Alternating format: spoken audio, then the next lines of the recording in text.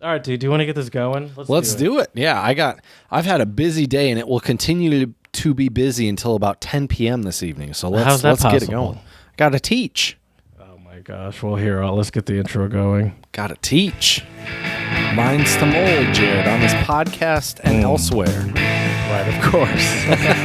If you tuned into the last episode, you know what we're talking about. Hop from location to location virtually. That's right. Of Zoom course. background to Voom background. Dude, first, I didn't even Virtual Man of Mystery. That you had a Zoom background. I was like, That's oh, right. the point. That's not Chad's room. That's the point, my man. Oh, my gosh. Hello and welcome to the Untranslatable podcast. We are here today to talk about something close to home, pun fully intended. We're going to be talking about cultural thoughts about living at home with your parents. And if you haven't tuned in, I will just say it right off the bat. I am still living at home with my parents for the time being. So we're going to talk about how it's viewed in America and also some other countries where some people might still be living at home after college. And it'll be a fun episode today. I'm curious to hear what Jared's thoughts are. And some of these countries might surprise you. At least when I was looking at a few of these, I did not even think this country would be on the list. So we'll get into it today. We have a lot to uncover other than some Onion article headlines. So without further ado, my partner in crime, what's going on, Jared? Hi. Since you made it clear off the bat, I'll make it clear. I do live alone, not with my parents. I thought, I wasn't going to say that, but now that I realize, I'm vulnerable now. Now the world knows. But since you said it, I guess I should make it clear. I do live alone, and I have for a bit, actually. Welcome to the pod. 5-star reviews would be nice. That would be great. For please. And then if you do give those 5-star reviews, Chad would say... Spasiba. Well, he would say... Spasiba. Because my editing skills were not on point, but you know what? I didn't change it. That's it. I have one question for you regarding two things that came across my radar, and I'm going to call this segment "Does Chad Care?" And just so you know, that doesn't mean I do, so don't be concerned about how I feel about if these Jared things. cares or not. Fair enough. My first question is, do you care about the Olympics? Not really. Yeah, me neither. Not really. I mean... I asked that because I was just scrolling through something and just realized that it's happening. It starts, I think, July 23rd. I'm like, oh, wow, that's right around the corner. Bro, this whole summer with the Euro, I didn't even realize that either because it's technically an odd year, but because of good old Rona, it's threw everything off. So does that mean the World Cup is next year? No, it's 2024. 2022. It's 2024. Wait, no. No, it's is it next year? 6, 10, 14, 2020. Yeah, 2024. No, you're right. 14, 18, 22. It's in 22. It's in 22. Yeah, you're right. So so next year. So it's next year. Yeah, so we're getting bombarded. Yeah, I've never really cared about the Olympics. The Olympics is a great thing to have on in the background at like a bar or something. But other than that, I really don't care. It doesn't. I had a student last week ask me which Olympic events I like the most, and I was kind of like, I don't even question. Well, yeah, the ones that always come to mind are coming to mind right now, I should say, are all winter ones. Yeah, and same. They all are things that I didn't even know existed until I moved to Germany. Like maybe it's called the decathlon or those something are like cool that, for sure. Where you ski for a bit and shoot some targets and then ski for some more. When I first saw that, I was like, "What the hell is this?" Right? It's kind of fun to watch, though. Another thing that blew my mind is where the ski jump, where they go off that giant jump and they just lean forward and they're in air for like 20 seconds. I'm like, this just seems like a recipe for disaster, but I think people, for the most part, are okay. So honestly, and I don't really care about the Winter Olympics either, but I think if I were to care, I just consistently go back and forth, back to the Winter Olympics. What did you tell them, though? You had to give them something. I actually, the funny thing was they were talking about the Summer Olympics, or I think they were implying it, because, the Summer Olympics are coming up, right? Mm-hmm. And so it was just hilarious because they asked, and I immediately said, one event that I, for some odd reason, like to watch just because it's crazy to watch is the speed skating. Like, it blows my mind. That's summer? No, winter. Oh, okay. But see, that's the thing is all I could think of were winter sports. So the speed skating was one. I mentioned skiing as well and snowboarding. I love also the high jumps on the snowboard and the skis where they do like 2 or 3 flips and all these crazy spins and stuff. Yeah. But I think, Jared, what would really make me care about the Olympics more so, and it's not that I don't love sports because I certainly do. It's more that I feel like I need a specific athlete that I like and like to watch. That would, I think, get me more interested in it. I hear you, but even still, that's only a certain, like if you have percentage. Like an athlete or two, how much can you really watch to keep up with that person? Right. By the way, let me just go through some of these Olympic games. I wasn't planning on doing this, but I didn't know half of these things existed. And this is Olympics.com, and I clicked on Summer Olympic Sports. 3-on-3 basketball, did not know that happened. Interesting. Archery. That's cool. Artistic gymnastics. I know Simone Biles dominates that. Artistic swimming, something that's just generic athletics. It's a little stick person running. Badminton. Baseball and softball, basketball, beach volleyball. That's a good one. I do like that one. Yep. Those can get intense, those beach volleyball matches. Yeah. But once again, Jared, it is more for me also like a kind of have it on in the background. Did you know they did BMX freestyle? I'm with you as well, by the way. I did not know that. BMX racing. Now that Table sounds cool. tennis. Boxing, canoe, kayak, flat water. I did not know canoes were involved in the Olympics. Canoe, slalom, diving, equestrian, fencing, football, golf, handball. Handball's pretty good. You know what's weird though, Jared, is Hockey, some of the really big like sports just don't seem to carry, I feel like, as much with the Olympics as they do in other events. Like the World Cup is a way bigger football or soccer event than the Olympics. That's because any of these events that are like the sport related that we commonly see on TV, whether it be basketball, football, there's another one, even golf, hockey. These are all sports, and these are just the ones I know at the top of my head. These are all sports that have much higher levels of competition outside of the Olympics. You know, when you put a lot of these sports into the national context, like we've seen in basketball, we've seen the U.S. just embarrass countries. That's why I don't watch Olympic basketball because to a point, like it kind of it's like, all right, like stop, like there have been a couple hockey's games. good. Hockey's There's been great. a lot of there's been between Canada, Russia, and the U.S. There's been a lot of excitement in hockey. I mean, there's probably other countries too, but those are the three that I'm familiar with where there's been a lot of story of the rivalries. So yeah, there's other ones that I'm not really, but yeah, in general, I'm with you. One more thing, and once again, you're welcome to say no. Mm-hmm. You're welcome to say yes. Well, first question. Am I welcome to say maybe? First, sure. First question is, do you know who Chrissy Teigen is? Mm-hmm. Yeah. Oh, you do? Oh, okay. Because I have a Rate the apology. But, here we go. But I figured you probably didn't know who she was or care about the story. I know, isn't she a model or she was a model? She's married to John Legend. They have a couple kids. They have a couple kids. And she's big on Twitter. And she's had some good Twitter clapbacks, hasn't she? She's very good on Twitter. She's had some great Twitter clapbacks. She's really given some people some solid burns. Okay. However, did one burn go too far, Jared? No. Well, no. To a certain extent, her having this sort of persona has bit her in the ass because years ago, she crossed the line from burns to what people might call just straight up bullying, telling people to kill themselves. Saying that no one cares about you. But this isn't. I mean, I'm not.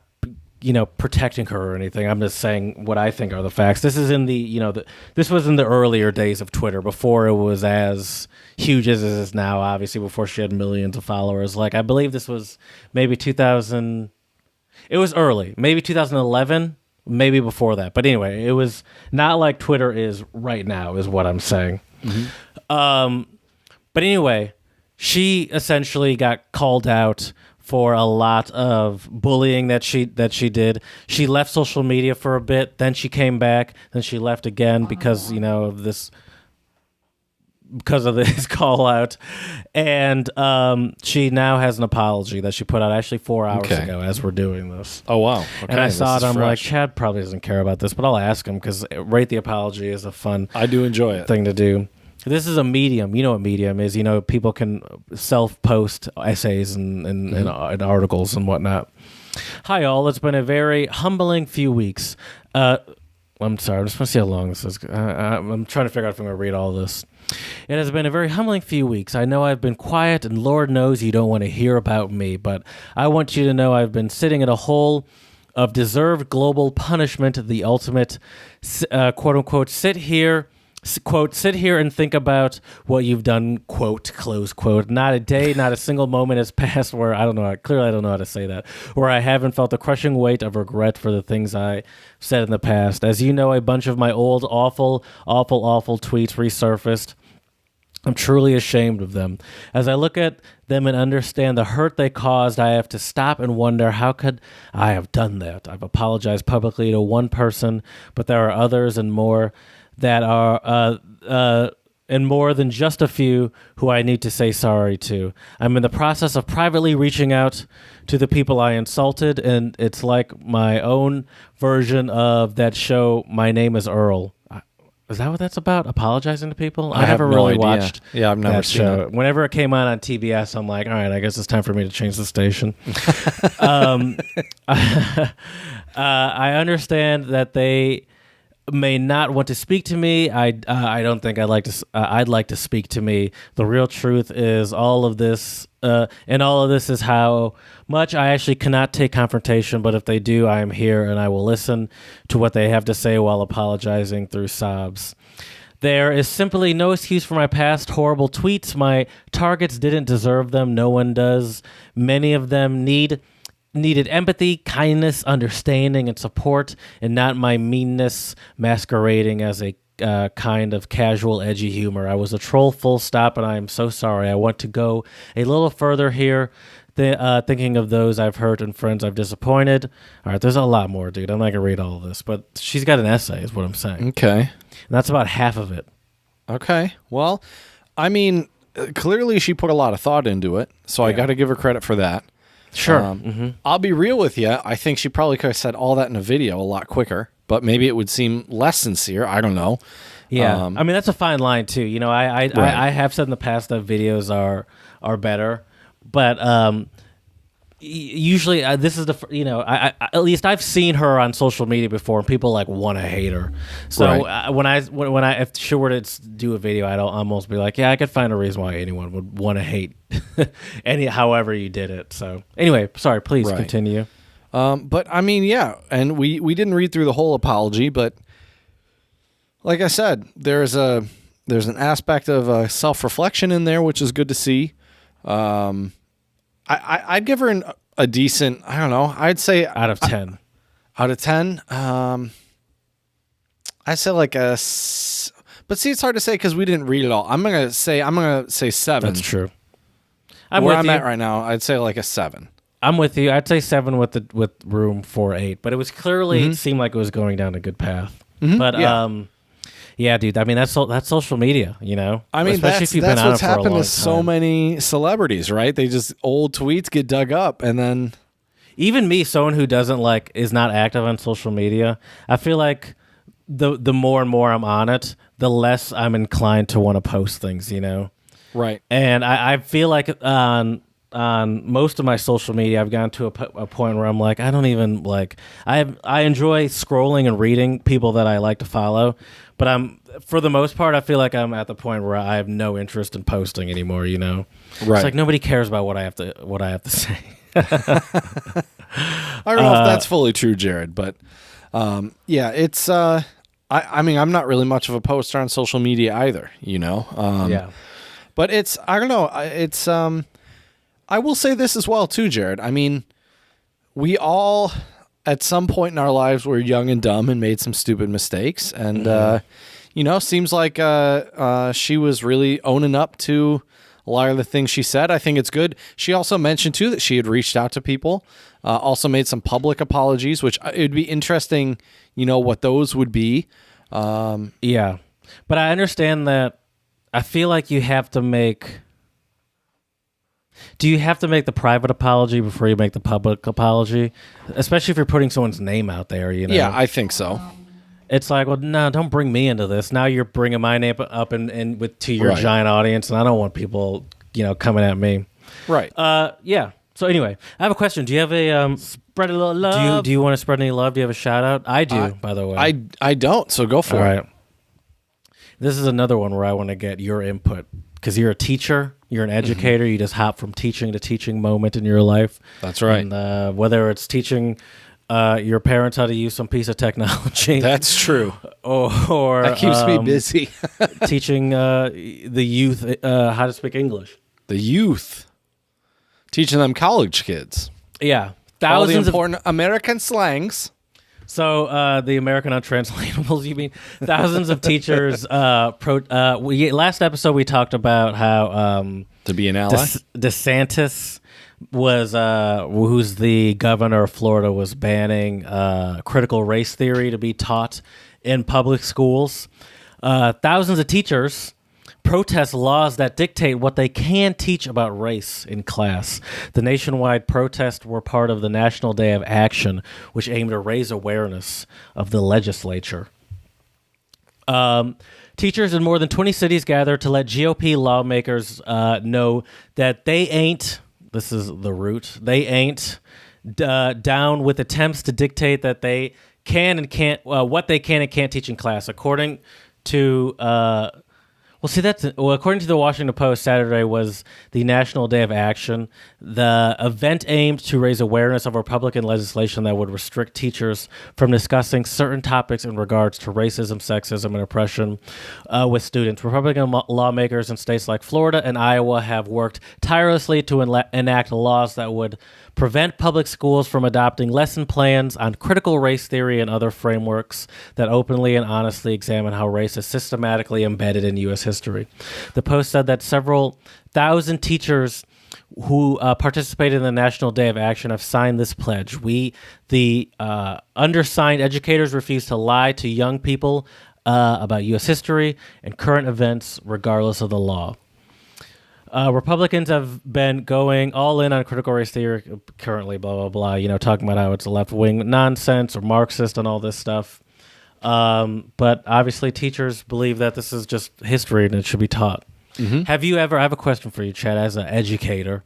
Have you ever been told not to teach anything? Now, I know when you've taught in, certain countries, you know inherently just by doing basic Google searches, it's probably safer for me just to avoid these topics. Of course. But I imagine in those situations, no one that's your boss strictly told you, hey, don't talk about these things. Maybe you got that advice from certain people, but that was never like a rule given to you, I imagine. Correct. Yeah. But have you ever been given a rule? Well, hey, if you're going to teach this, don't bring up this theory. So first of all, there are certain laws in China, for example. There are just topics where you can't talk about. So for example, if you want to teach religion, so if my students, for some odd reason, say for some odd reason, I was in China and I decided in my reading class we were going to do a reading of the Puritan, the Crucible, and which technically it's not religious text, but a lot of the content has to do with Puritans.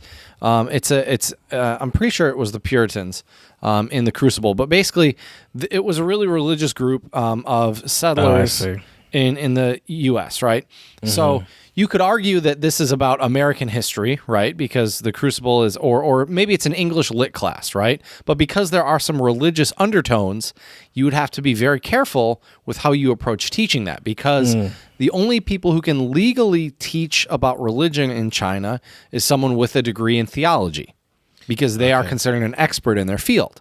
So what they're teaching you as an expert in the field is factual, whereas...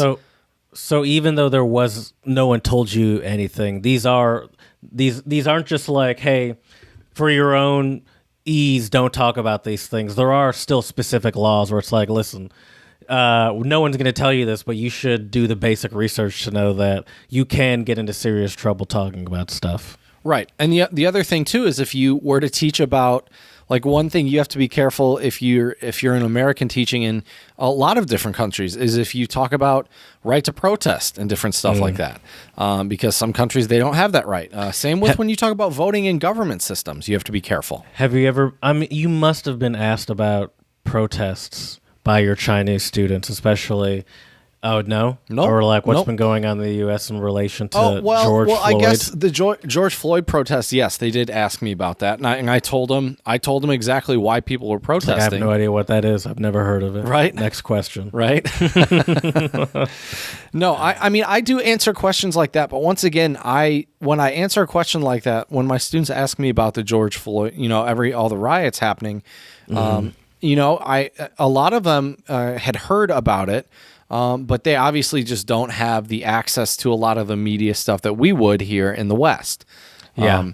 But there's certainly things that you just know not to talk about. Like, if you're a teacher in China, you don't talk about, if you say the words Taiwan is its own country, like, I don't know what will actually happen to you, but it's not good.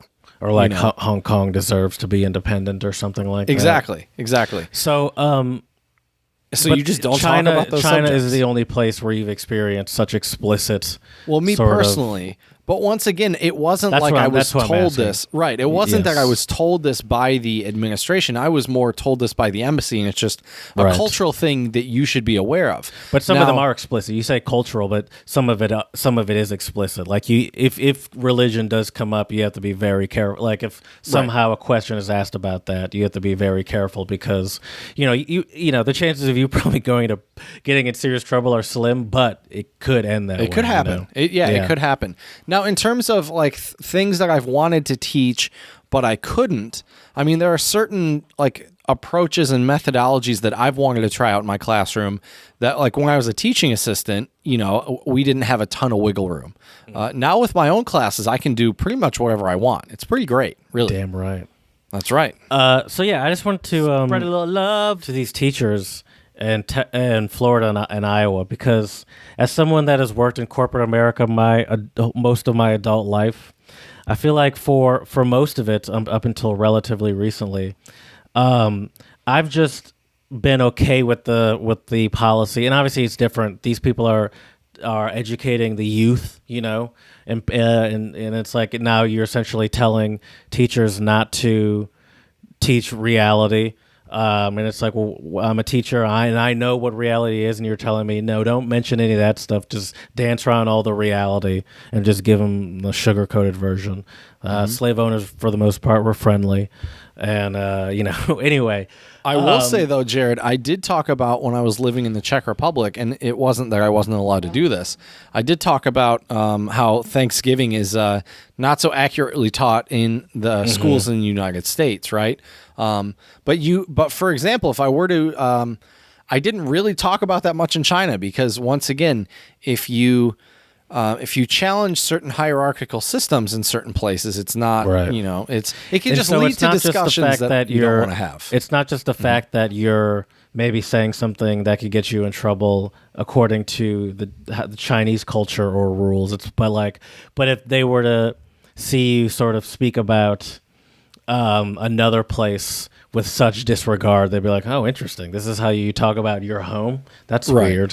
What I was going to say, though, real quick, is that I don't think I'd have it in me to take a stand. I think maybe if they were doing something that was blatantly, I'm not in a teaching situation, so maybe if they're doing something blatantly like, listen, we're making it clear that we don't support Black Lives Matter, that we think that there's racism doesn't exist and that's stupid, and if you bring it up, then we have a problem. Maybe I'd have a problem then, but for most of my short career, I've been okay with like the idea of if we just ignore it, then that's fine, And it is nice and interesting to see the shift to where, for a number of people, in whether it's a teaching or like corporate America where I exist, where that's not enough. So that is nice to see, So spread a little love. Baby steps for sure, but shout out to those teachers, most definitely. Yeah.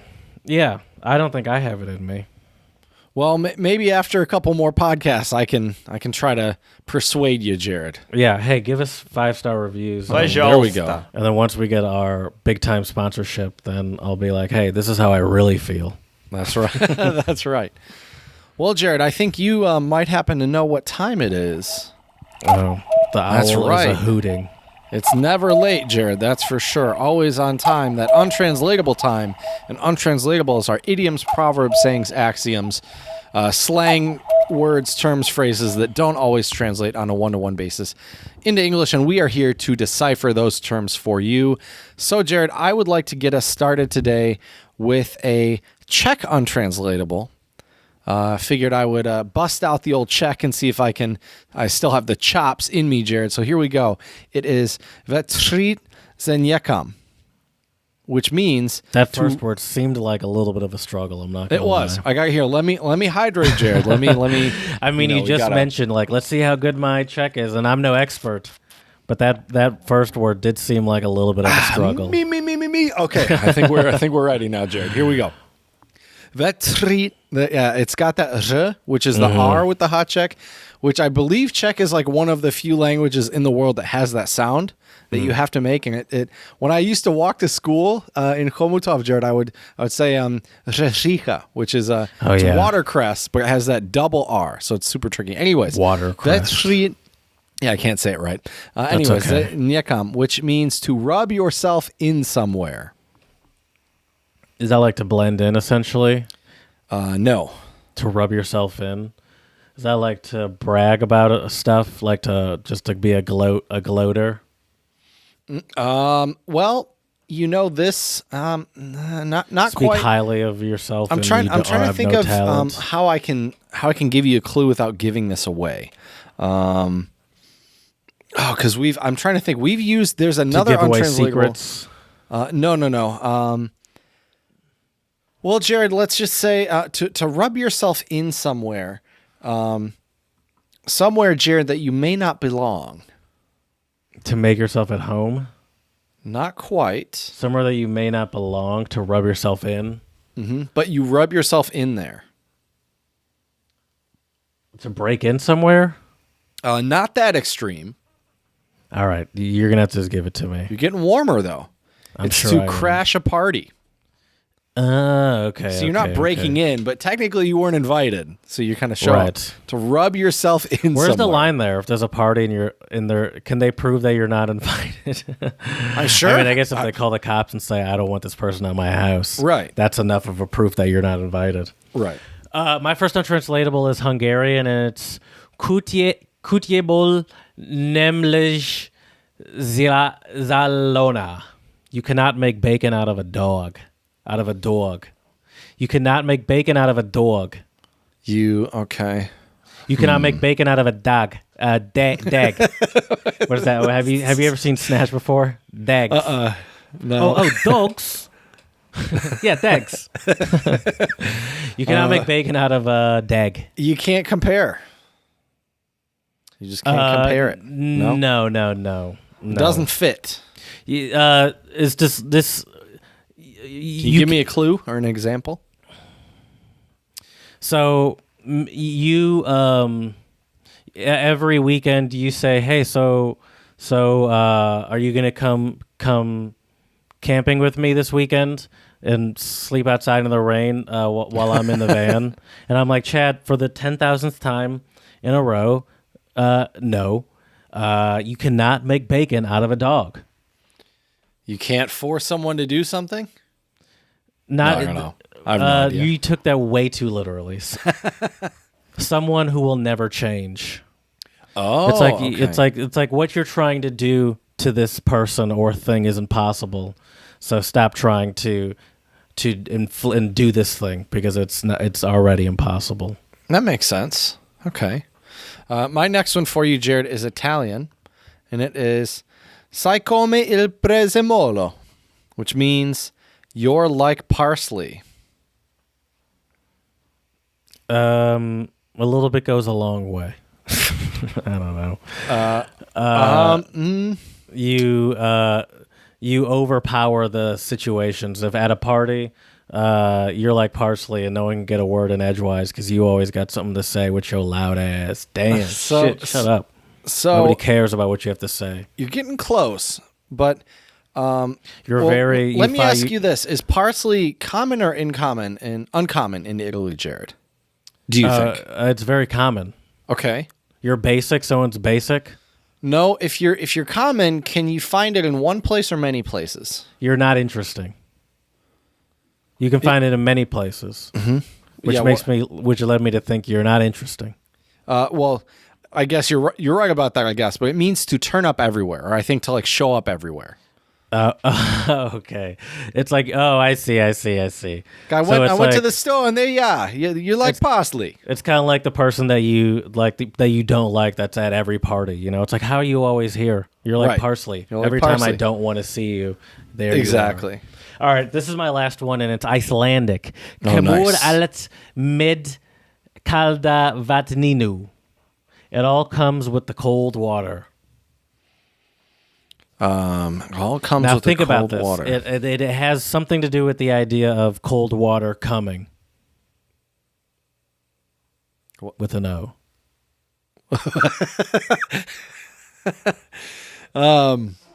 Let's see here. Has to do with what? It's raining? All comes with the cold water, Chad. Think about being at home. There's pros and cons to everything. Think about. Can you give me a clue? All comes with the cold water. Think about turning on a faucet. But this is a metaphor for life. Keep that in mind. Yeah, it all comes with cold. Everything has a price. You're close. If you're patient, everything will fall into place, or good things take time. You have to wait for good things. Okay. So it's like if you want to get to that sweet hot water, you have to go through the processes of the cold water. You know, all things come with the cold water. Yeah, I like that one. That makes sense. Let me give you one last Czech one for you. This is a good one. Pečení holuby nelitají do huby. Holuby nelitají do huby. And it means baked pigeons don't fly into your mouth. It's like you have to work for stuff. Baked pigeon squab, I imagine they're talking about the meal. A cooked meal doesn't fly right into your mouth. You have to work for stuff. Hit that ham horn, Jared. You got it. Yeah, and I'll let you do your. I don't have a transition for this one. How do you not have a transition for that one? I don't. I just like that. Who lives at home, I imagine, cooks 0 of your own meals. I cook some of my meals. What, when you're in your van? You're camping somewhere? I cook meals, for example. A lot of times our schedules don't line up. It blows my mind where you somehow manage to shoehorn in a transition, and then where I feel like you missed the obvious transitions. Because I feel like that is a major aspect of living at home with parents as an adult, is that there's this idea that you just get stuff stuff just gets taken care of, you know? Right. And it definitely doesn't. I mean, it depends on everybody's house, and everybody's household is different. But I'm sure you have a whole bunch of lists and stuff. Let's talk about living with parents in reality and in the U.S., what we know. Because in the U.S., for the most part, it's like a cliche insult, Oh, it's living looked in down your parents' upon, for basement, sure. living in your Yep. mom's basement is sort of a I classic insult. I Googled Mom's Basement for my background today, and because there's a podcast called Mom's Basement, that's all that really came Okay, I was up. gonna say that's way cooler than mom's basement. Right? This would be like Mom's Basement on steroids, basically, the Yeah. background I have today. But yeah, I mean, there's just a really negative stigma. But I think to some degree, I think on some levels, depending on the context, it's not completely unwarranted. Like, I think if You're you're right, being Chad. a leech or a parasite where you are just mooching off of somebody, you're not contributing, you're not helping out, I do think that's an issue.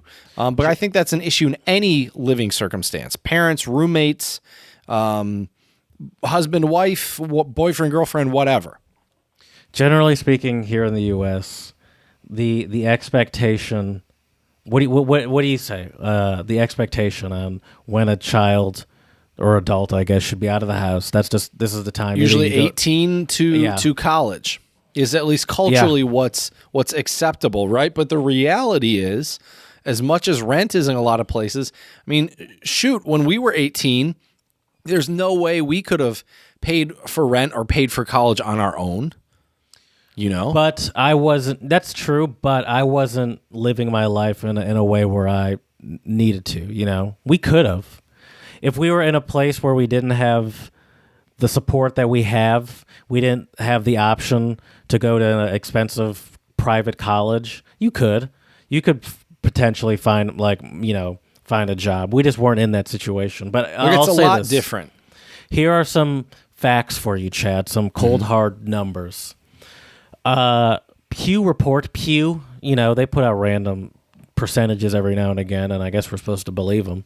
They showed that 52% of those that are 18 to 29, this is in July of 2020, are currently living with their parents, and that's up from 47% in February of 2020. Obviously, a lot of that is due to the pandemic. However, 52% is the highest percentage in over a century. This number has, in fact, been rising steadily since hitting a low of 29% in 1960. And I mean, as now with like millennials who I guess, millennial and partially Gen Z. I guess 18 is not millennial, but 29 is millennial. There is that conversation about how millennials have no money and have no concept of how to properly financially take care of themselves. Which I obviously, as a millennial, I think is an oversimplification for sure. Well, sure. Well, once again, we talked about intersectionality in the last episode, right? And I mean, it's all. I mean, everything is always deeper than it seems, right, Jared? But the thing with living at your parents', I think the reason why a lot of times it does have a stigma in the U.S. is because, as we've said on this podcast many times, generally the West and the U.S. especially is a more individualistic culture, right?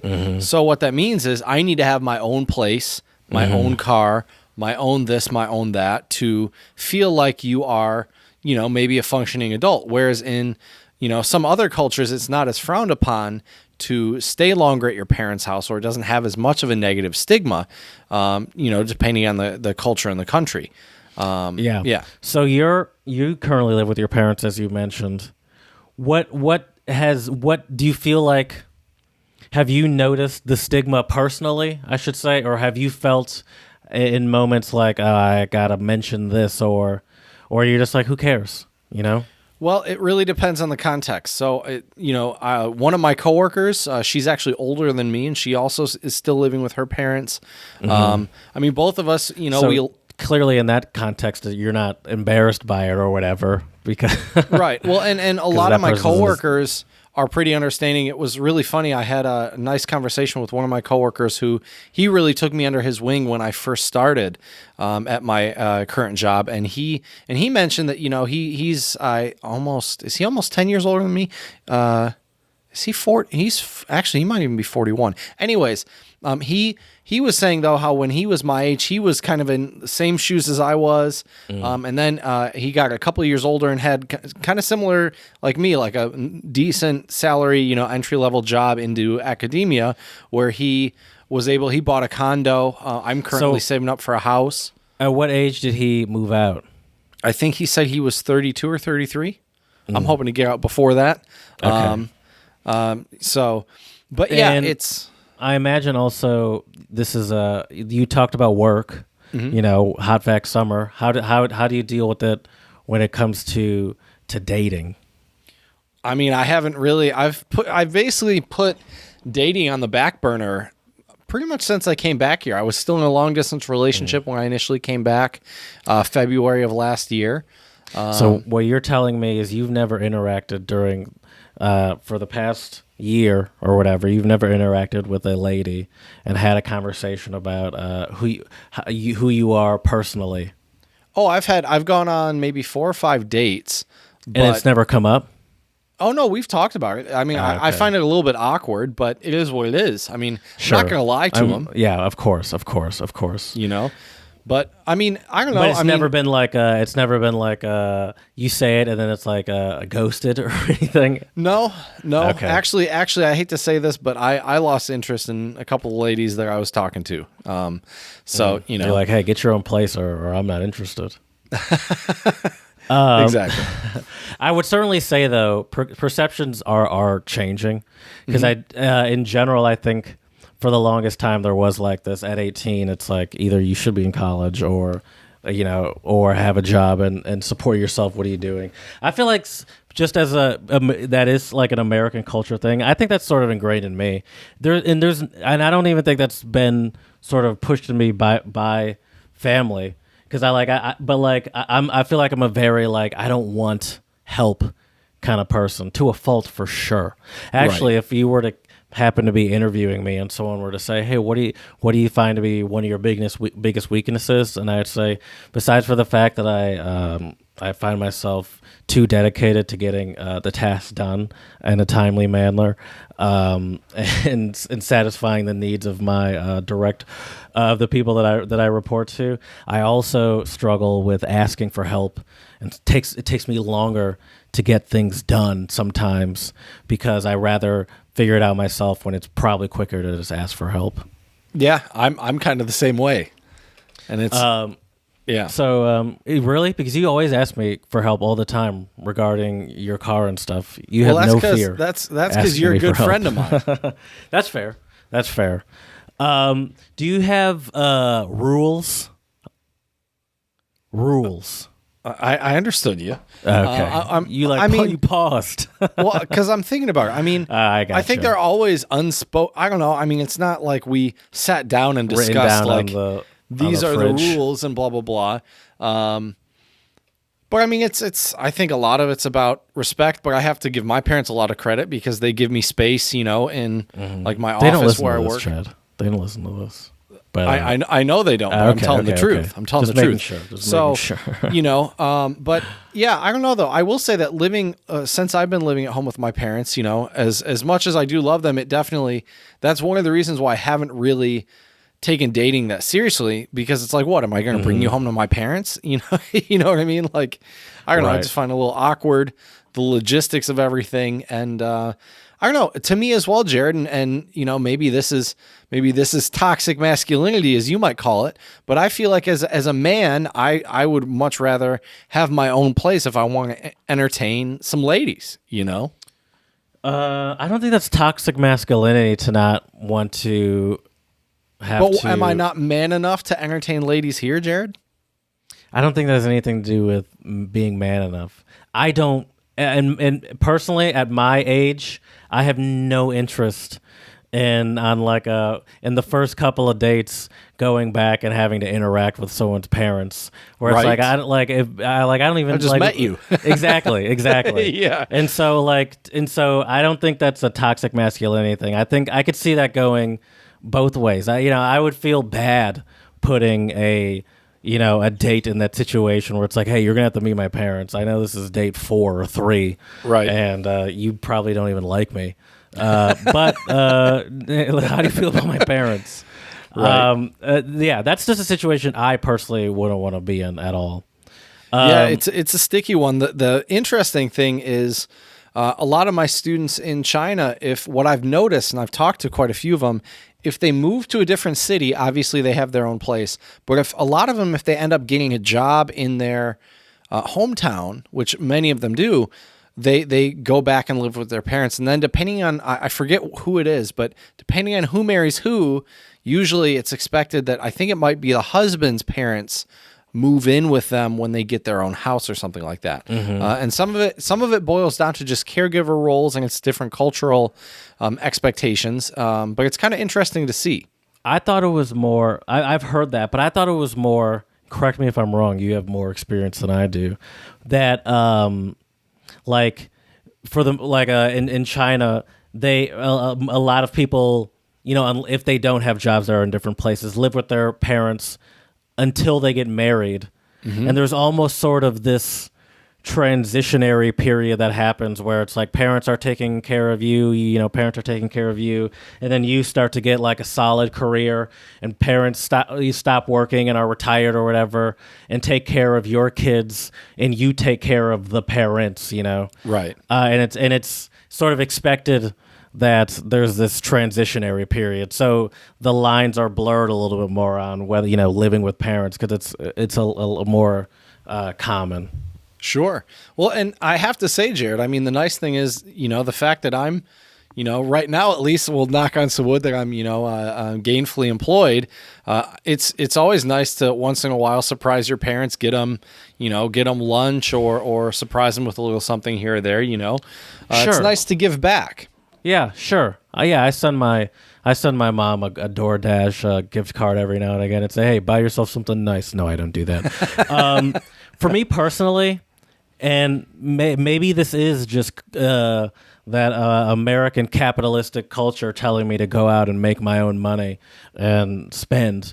But once I graduated from college, it felt like an imperative to get out of there. Like I moved back to like after graduation, I went back home, and it was essentially just a countdown on like, all right, until I find a place to live / have enough for like, security or in first whatever, first month of rent or whatever.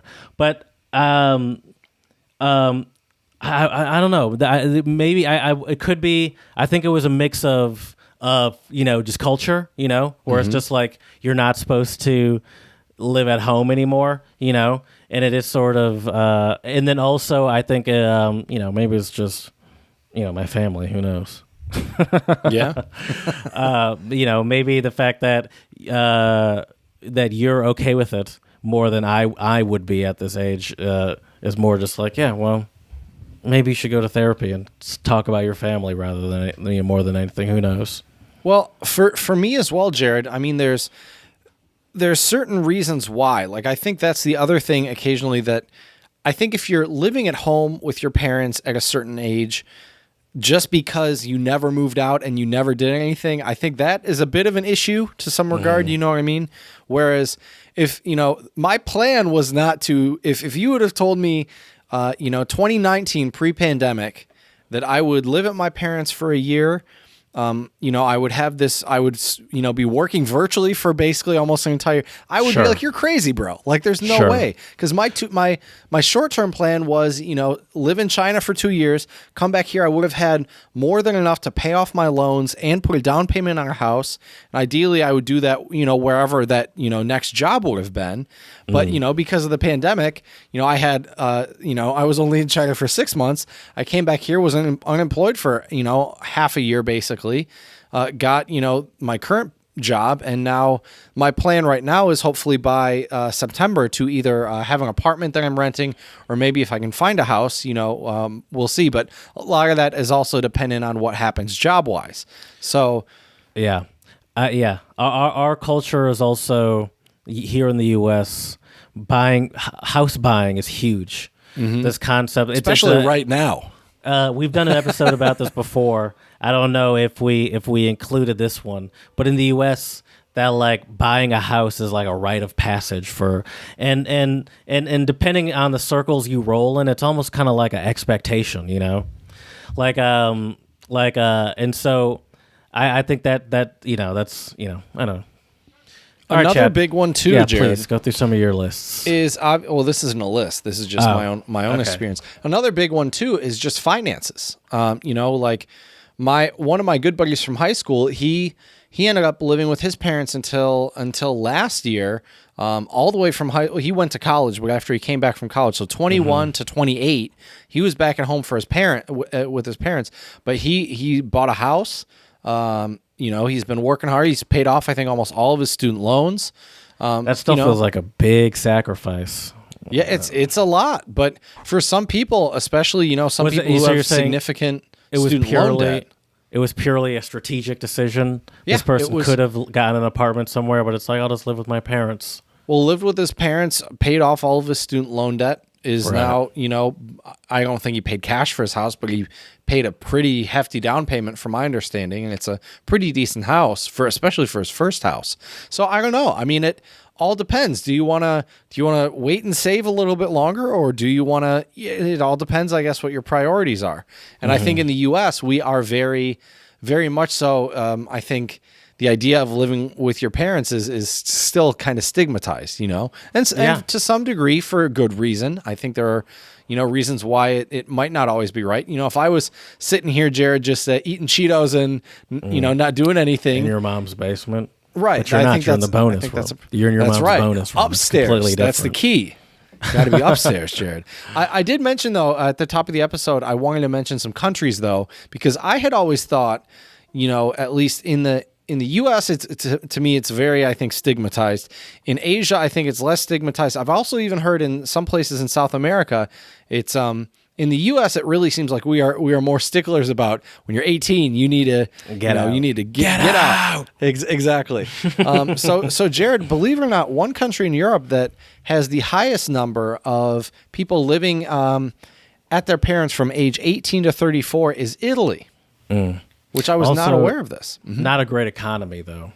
Right. Well, once again, I did mention finances do play a role in a lot of places, whether or not, and also just how expensive it can be to rent or buy a place in certain cities. In the U.S., it is also a stereotype that, like men are like mama's boys. Italian, like Italian American men are mama's boys. It's just like a stereotype. So I just wonder. Not even that the mama's boy thing, but I wonder if that's rooted in any sort of reality, Right. As you said, I mean, yeah, it's hard to say. So with this next one in the Middle East and in North Africa, there is, I guess there are a lot of countries where one of the main reasons why a lot of people tend to stay living at their parents longer is just view of familial bonds. So, for example, Jared, in Egypt, it's customary for young adults, and this is, by the way, coming from ABC News. It's customary because I've never been to Egypt, so I can't speak from personal experience there, or even I should have maybe reached out to a couple of my Egyptian friends. But anyways, so far, young adults live with their parents until marriage. A lot of times in Egypt, and then here's a personal story from someone here. I think it's pronounced Aliyah, 26 of Cairo, said there's a dynamic in Egyptian homes where you are still seen as a kid, even if you're approaching 30. Young adults choose to live at home because it's just how things are done, and that was in quotes there, just how things are done. And it's not easy to go against the grain. I live with my parents and would like to move out, but doing so would be seen as resentment towards the home, which is not the case. So it's interesting, Jared. Here in the U.S., I feel like you go out because it's just viewed as you're an adult now and you should be independent. Whereas in Egypt, it's like, wait a minute, we're your family, you can't leave us. It's just a different cultural perspective, which I think is really interesting to talk about. I feel like, and I haven't been around you in a while in person, but I feel like you feel a little bit of that too, because I remember at least earlier in the pandemic, you did not like to bring up the idea of leaving. Moving out around your parents. Yep. And I feel like you have this constant fear of like hurting their feelings because of it, I don't think it's a fear. I think it's not fear. Okay, sure, that's not the right word. But I don't think it's even hurting their feelings. It's just kind of awkward to talk about a little bit. I feel, or maybe it shouldn't be. Yeah, I don't know why, but yeah, I guess I do think so a little bit. At what point does it become awkward to talk about moving out? Because what if you were 24 and you just finished grad school? Random example. Right. Would it be would it be weird to talk about that? And maybe you got some job at like some corporation or whatever. No, I guess Like, when does it become weird, you know? I guess it's not weird. I guess the thing is let me put it this way. It's not weird at all. What makes me uncomfortable about it is I don't want to seem ungrateful for, I guess, my parents letting me stay here. I think that's what it is, Jared, is I just don't want to seem ungrateful or I guess, and that does kind of relate to this familial bond thing here in Egypt. Maybe me living in China, dude, has somehow changed my psyche a little bit about this, because it's so funny. A lot of my students asked me in the beginning, you know, where do you live? And, you know, I've explained to all my students that right now I'm still living with my parents. And a lot of my students, it was kind of like a no-brainer to some extent, because a lot of my students, they were thinking I'd be coming back to teach them in China next year. You're not married, you know? Right. You know, it's interesting because at least to me, I feel like personally my sign of gratefulness, and granted, after college, you know, I was home for like a month or two, but then I moved out and sort of haven't looked back since, I guess. But to me, like, that is sort of the sign of gratitude, or like the sign of like, look, parents, you did it. I'm now at a point where you don't have to concern yourself with me, and this is this is me showing you that you have succeeded by me being able to go out and so like that, like they'd be grateful to be like, oh look, we did our part. Right. Well, it's like when you push a bird out of a nest, you know, and it's like fly, be free. Exactly. Yeah. Right. Yeah. Well, the other thing too, though, that I also saw a lot when I was living in China is it's a lot of it too, I think is you know, realizing that as your parents age, they do need help. You know, my father's older. He needs help here and there.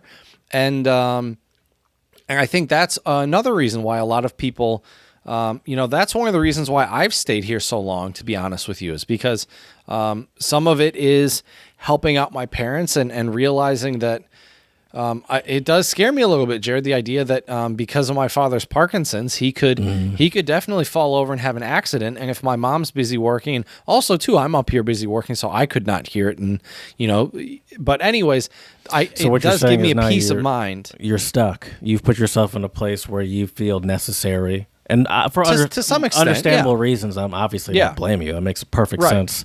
But it's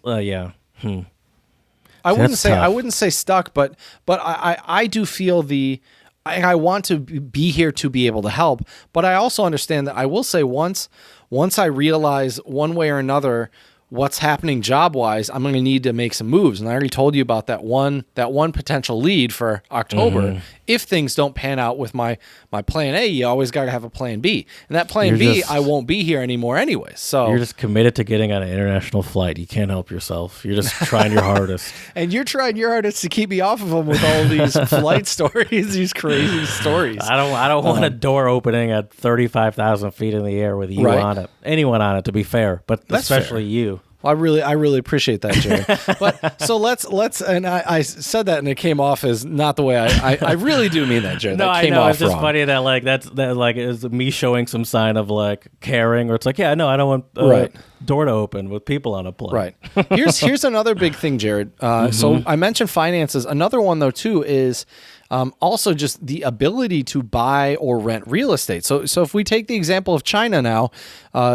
So there are obviously a lot of multi-generational homes in China. I saw them a lot in my complex where I lived. And I have to say, Jared, I was really happy that I actually got to live in like an apartment in an apartment complex instead of, because some teachers will live in like hotels in China. They'll basically take a hotel and they'll renovate it for all the foreign teachers so they live in a hotel. That was an option for me, and I'm glad I didn't take that option. Does not sound like a good option. Right? And so anyways... So the great thing about this was I got to see a lot of families, and the cutest thing is you will every day you'll see grandma and grandpa walking around with the teeny little baby watching them, and so these are multi-generational homes, which in the States is I think fairly uncommon for the most part. But so there was a study done in 2017 and found that 70% of millennials in China were homeowners, which is actually one of the highest in nations surveyed. whereas in the U.S., only 31% of adults, shout out to you, Jared, only 31% of adults in the U.S. age 18 to 36 own their own homes. When the studies of these findings were released, what was interesting, though, is the concept of home ownership in China was different in the U.S. because a lot of these families were able to, Chinese families only have one heir because of the one-child policy. So what that means is the parents tend to help out the kids a little bit more with the homes.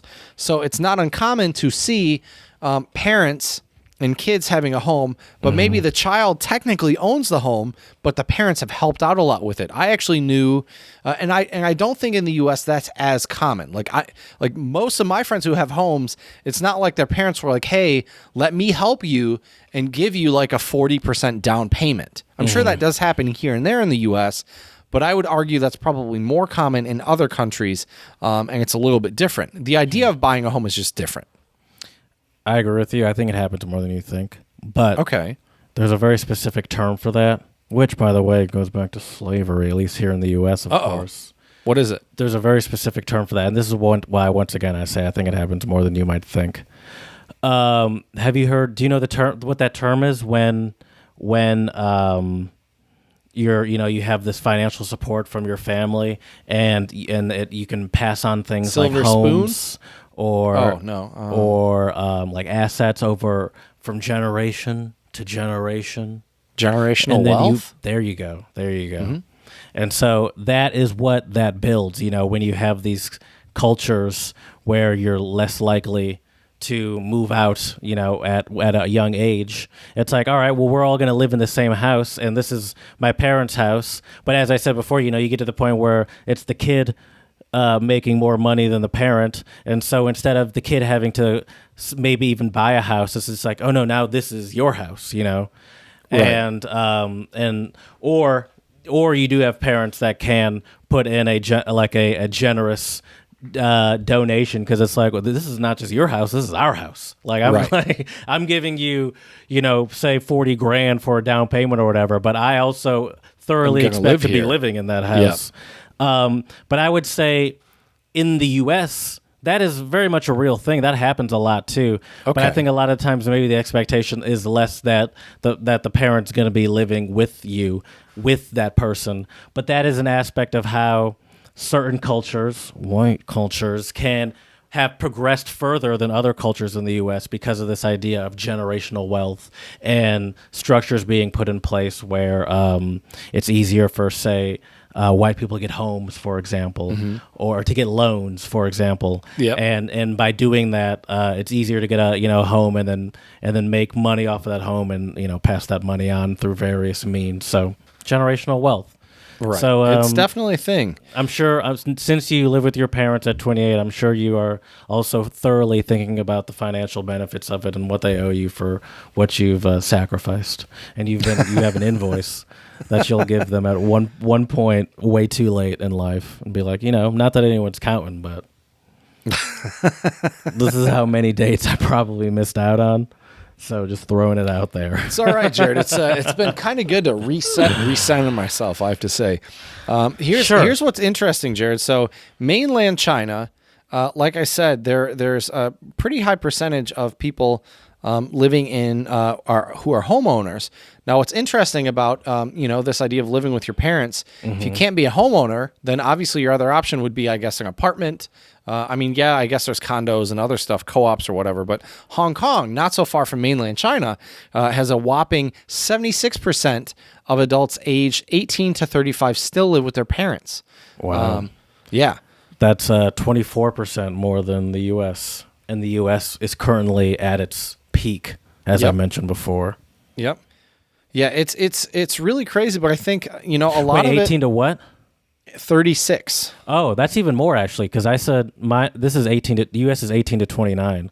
Okay. So that's even more people then. Never mind. Right. I do think it's interesting though, the idea of and I think some of it also comes down to lifestyle too, because getting a house is a whole different type of lifestyle than if you live in an apartment.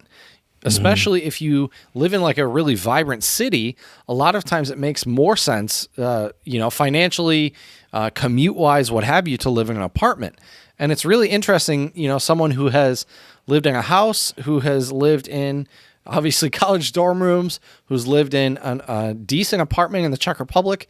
Really missed that place. That was a great location, great apartment. And dude, I would have loved if you could have visited me in China, because I lived like a king in that apartment. Having a 2-bedroom, 2-bathroom apartment all to myself seems excessive something else. for one person. Oh, it was crazy. Did I ever tell you about the student I met who, I think he was living downtown and was paying, an arm and a leg for rent. And he actually was like, hey, do you want to be roommates? But I talked to a friend of mine in the U.S. who similar situation, was teaching abroad in China. And one of his coworkers asked to be roommates. And he told me, he was like, never, ever, ever do that. Well, there's no benefit. It's only benefiting them, because you're not paying for anything. So do they just pay you? He offered me money, yeah, and I was like, nah, dude, I'm good. Hell no. Also, I had 2 streams of income at the time. Right. I'm here with a job. I don't need these side incomes to drastically lower my standard of living. Right. Yeah, no, I'm with you on that. That would be a hard no. Right, but yeah. But I mean, finances, I think a lot of it, what it boils down to, Jared, family, obviously, depending on your relationship with your family, obviously cultural expectations of, I think the other thing too is in the U.S., a lot of times it's that next logical step to get your own place so you can start to build that family, I think in other countries, it's maybe not as, it's just viewed differently. And some countries too, they just aren't as privileged as like a lot of, you and I, we make a decent living for ourselves. There are other countries where people work their ass off day and night and they just don't make what you and I make, yeah. I mean, so it's very different as well, to be fair, but yeah. Oh, of course. Well, for sure. Yeah. But yeah, other than some of those reasons, are there, any other like places that kind of surprise you, Jared, in terms of high number of people who still live at home with their parents? No, not really. Not really. It was good to talk about it, though. I like to hear about your experience and talk about my experience. So I think I covered it. They are very different. That's for sure. If you get home at like 3 a.m, you're not going to get questioned. Nope. Okay. Nope. The funny thing is, though, is I thought, because I've had like only 2 or 3, not even like late, but got home after 11 when I was out doing stuff. And it was really interesting because I figured like probably like my mom would still be awake. And actually I got home and they were both asleep. So I was like, good. Like they should be able to go to sleep. Yeah. I'll be able to find my way home. It'll be all right. Yeah. I've gone home much later in foreign countries by myself. Yep. In a state of mind where I'm very surprised I was able to make it home. So, so yeah, without a doubt. So, but yeah, it's a big adjustment. It's definitely viewed, I would say right now, though, a lot of people in the U.S. seem to be a little bit more understanding just because of the pandemic and certain circumstances. I certainly as well am not as, if I see other people, like my age or older who are like, I had to move back in with my parents right now. It's like people are, the pandemic has put a wrench in a lot of people's lives and their plans and their jobs. So, and I think that is a good thing that we are having these conversations. Now, granted, I love my parents to death, but I'm, September is my kind of tentative jumping off point where I definitely have enough for a nest egg where I can start to make some moves. Just the question is, where are those moves going to be? So we'll see. So stay tuned. And you've got the people at the edge of their seats. That's right. So anyways, let us know what your thoughts are on living at home or not living at home and what your cultural views might that be at untranslatablepodcast@gmail.com. You can slide into those DMs on Twitter, untranslatable1, the number 1. And you can also check us out on YouTube and Instagram, Untranslatable Podcast. And of course, please, 5-star reviews on iTunes and Stitcher. Let us know how we can make this podcast better for you. So as we say here at the Untranslatable Podcast, dziękujemy, muchas gracias, shusha, and do svidania.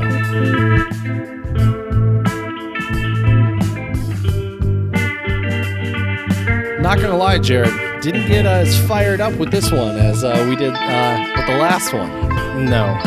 Did we get fired up with the last one? I think it was a good conversation. It got my juices flowing. Yeah, but there's I think there's less area for disagreements with this one. You know, That's fair. I think there's more area for disagreement when it comes to being an ally and expectations of what that would be.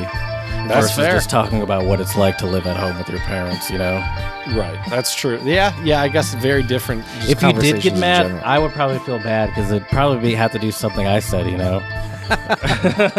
Well, I mean, the thing is for me is people they can call me whatever the hell they want, but right now I've been able to, save a decent chunk of change. I've been able to spend time with my parents after being abroad for 2 years. So I just look at this differently, Yeah. And I think it would be one thing if I would have sat on the couch, eating potato chips, not doing shit. It's always for a potato year. chips. It's always sitting on the couch is, eating right? potato chips. If I were to, let's see, what would be a better or a different one? So if like I was playing just video games, playing FIFA, right. eating Jets pizza. There we go. Eating McDonald's every day, just doing nothing. Then it'd be a different conversation. But I've been trying to progress my career. I've realized, looking back, Jared, at these since I've been stateside, started a little mini English tutoring business. Made a little bit of money off of that. Wasn't a ton, but a little bit. Learned some lessons there. But you can put it on your resume or your CV, as you guys call it. Right. I've also done like 3 different certifications for different stuff, which has been great. And I think that might have helped get my foot in the door with a couple different things. I'm working on doing a couple other types of certifications. Done with a manuscript that I'm hoping to turn into a book in the next, couple of months. Yeah, I keep forgetting about that. So, things are happening. So that's why, to me, I have peace of mind. If you want to talk shit and call me a loser because I'm living at my parents', go ahead. I'm not saying you. You know what I mean. I'm saying people. You. What do you mean, you people? I mean, whoever out there. No, I don't. I promise. Right. But some people might, and I know there's some people out there who are very judgmental about it, but at the same time, are those the people I really want in my life or even want to value their opinion? Well, Probably not. That's why I asked, how does it come up in like a dating aspect? Cause, it's just really awkward, I think, But I've even seen like profiles that say like, I live by myself, I expect I got a man house, to yeah. as well or whatever. Oh, bro, the number like, don't even of... talk to me if you don't have your own place or whatever. My favorite line that I've seen numerous times on dating apps is always, I got my shit together, so I expect you do too. It's like, okay. So that's really the energy you want to give off.